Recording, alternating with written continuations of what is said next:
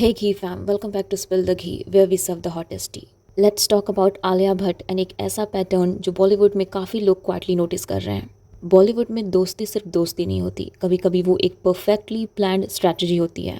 और बहुत दिनों से एक ऐसा पैटर्न नोटिस किया जा रहा है आलिया भट्ट के अराउंड, और अभी ऐसा क्लियरली लग रहा है कि वो अपनी फ्रेंडशिप काफ़ी कैलकुलेटेड तरीके से चूज़ करती है। स्पेशली अभी जो आलिया भट्ट न्यू फ्रेंड्स बनाने की कोशिश कर रही है वो काफ़ी कैलकुलेटिव मूव लग रहा है। रिसेंटली ऐसा लग रहा है कि आलिया भट्ट स्वीट जेस्चर करके यामी गौतम और उसके फैमिली से क्लोज आने की कोशिश कर रही है, और ये बॉन्डिंग तब से ज़्यादा हाईलाइट हो रही है जब से आदित्य धर की फिल्म धुरंधर सुपरहिट हुई है। तो क्या ये सिर्फ कोइंसिडेंस है या फिर बॉलीवुड का एक और स्ट्रैटेजिक मूव? अगर टाइमलाइन देखें तो आलिया भट्ट और यामी गौतम दोनों ही कोई नई एक्टर्स नहीं हैं। दोनों काफ़ी सालों से इंडस्ट्री में हैं, दोनों ने अपना नाम बनाया है और दोनों ने स्ट्रॉन्ग परफॉर्मेंसेस भी दी हैं। यामी गौतम ने उरी, अथर्स्टे जैसे प्रोजेक्ट्स के थ्रू अपनी एक्टिंग प्रूव की है, लेकिन इतने सालों में कभी भी आलिया भट्ट को इतना ओपनली यामी के काम को अप्रिशिएट करते हुए नहीं देखा गया, ना इंटरव्यूज़ में, ना सोशल मीडिया पे, ना किसी पब्लिक प्लेटफॉर्म पर। लेकिन जैसे ही धुरंधर हिट होती है सडनली सब कुछ चेंज हो जाता है।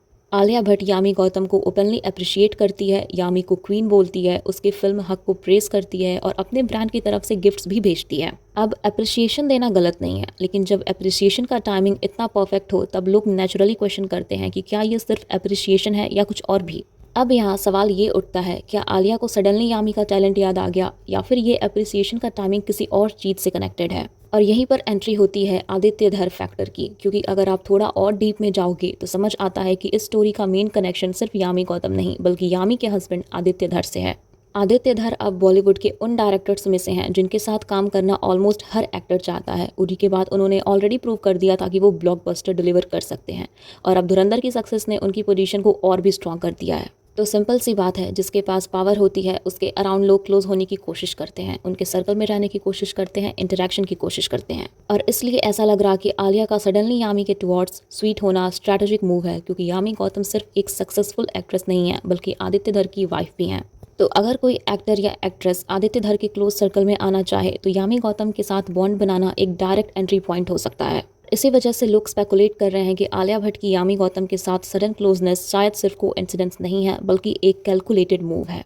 और ऑनेस्टली ये पहली बार नहीं है जब आलिया भट्ट के अराउंड ऐसी डिस्कशन हो रही है। इंडस्ट्री में काफ़ी टाइम से एक परसेप्शन बना हुआ है कि आलिया अपनी नेटवर्किंग में काफ़ी स्मार्ट है। वो हमेशा उन लोगों के साथ क्लोज रहती है जो या तो पावरफुल होते हैं या रिलेवेंट होते हैं या फ्यूचर में बेनिफिशियल हो सकते हैं।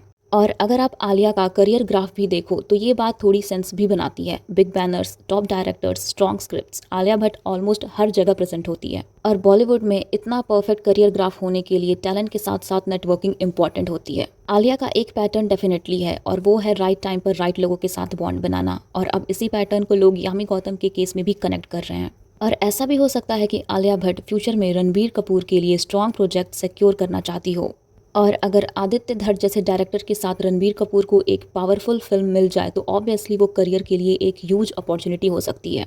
और बॉलीवुड में नेटवर्किंग कोई नई बात नहीं है। ऑलमोस्ट हर एक्टर और एक्ट्रेस अपने करियर ग्रोथ के लिए रिलेशनशिप्स मेंटेन करते हैं। लेकिन जब ऑडियंस को लगता है कि फ्रेंडशिप सिर्फ तभी स्टार्ट होती है जब सामने वाले का पावर या सक्सेस सडनली इंक्रीज हो जाए, तब लोग उसको जेन्युइन फ्रेंडशिप नहीं बल्कि स्ट्रैटेजिक फ्रेंडशिप कहते हैं।